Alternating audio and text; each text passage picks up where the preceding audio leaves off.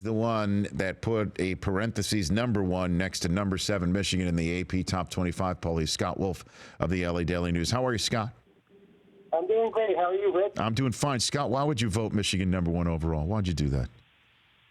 I think you just gave me the best reason when you said I could put a target on Jim Harbaugh's back. I don't know if any media member could do something better than that in their lifetime.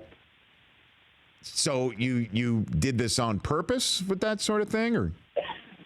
Well, I purposely voted him #1, but I think the reason I voted him #1, I think in year 2 under Harbaugh, they're going to be much better than they were in year 1. And it's still too soon before maybe the players start thinking he's crazy and they buy into everything that he's doing. And I think they have a pretty manageable schedule. They have, the 2 tough road games at the end of the year, Michigan State and Ohio State. But up until then, I think their schedule's pretty manageable, and I don't think they're going to lose before then. So I think they have a pretty good shot at winning the national title. Okay. So other than just... Wow. Because normally, wouldn't you want to put your vote on somebody you know the quarterback's going to be? Scott, I don't know who this quarterback's going to be at Michigan. Well, Alabama seems like they do pretty good when they have new quarterbacks. And Jim Harbaugh is a quarterback, former quarterback. So, I think he'll be fine getting someone ready to play. And okay. It's the Big Ten, so they don't need a guy that's going to throw for 4,000 yards. So who do you think? Tell me who USC's quarterback is, as far as you can tell. And it's been announced, but how this young man's going to be doing for USC, 20th overall. Tell me about this guy.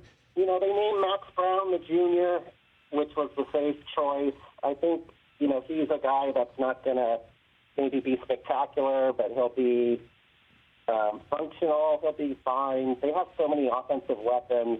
They don't need a quarterback that's going to carry the team necessarily. They have good running backs like Ronald Jones, Justin Davis, and Juju Smith-Schuster, Adoree Jackson. So they have a lot of weapons.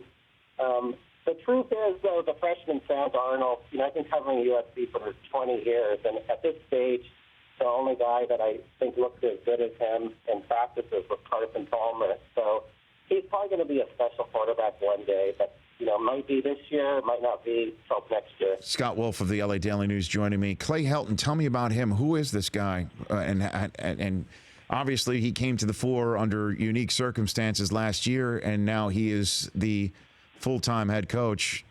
What can you tell me about him, Scott?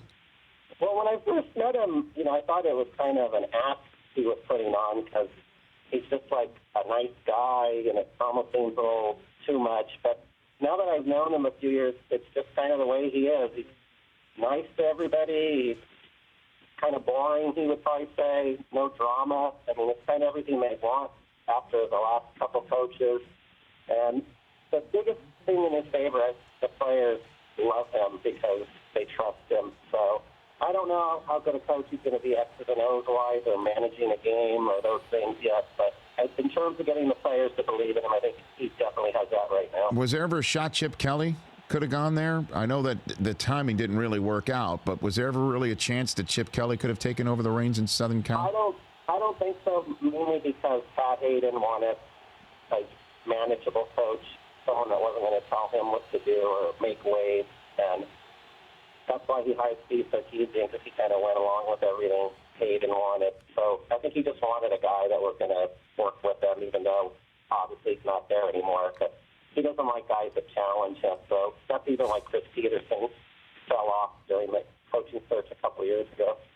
And last one for you, Scott. Do we know who came up with the Roll Tears Roll T-shirt and decided to sell that in advance of the USC-Alabama game? Were you aware of this? That was a bookstore administrator who's probably pretty happy just because of the publicity he's gotten off of that T-shirt. And so now, is there a tinge of regret, do you think, on this front going on? I think if there's any regret, it might be from the athletic department side because they just punked Alabama, and they're learning now you don't want to rile up SEC fans for anything because they come back at you 10 times harder as they did with that OJ T-shirt. I'm sure you saw. So. Okay, Scott. Yeah. So just know this before I let you go that I'm very excited about the Michigan Wolverines season. I'm very high on the program and the coach, but should this not go the proper way, for Michigan this year, I'm going to hold you personally responsible, Scott. Okay? Is that all right for you? I'll allow Jim Harbaugh to throw a cream pie at me if they don't win the national title. Okay. Thank you very much, Scott. Appreciate that. That's Scott Wolf at Inside USC. The Rich Eisen Show, weekdays at noon Eastern on Audience.